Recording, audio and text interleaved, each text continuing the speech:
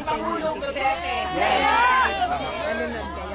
Sabi po niya, dahil sinabi ko, madami ang nasaktan. Totoo yan. Marami ang umiiyak. Hindi na tulog! Kami na! Galit. At sinabi ko, mahalaga, madami ang nag-absent. Tulog! Ano ang gusto mo ipaabot Alas 3 sa ka. kanila? Baka na kayo. Ang una niyang tanong is nandyan sila sa labas. Yes! Oo, nandyan sila sa labas. Sabi niya, hindi ko man lang sila makausap at makamusta. Sabi ko, darating tayo dyan. Pero sabi ko, ibigay mo muna ngayon sa akin ang mensahe mo para sa kanila.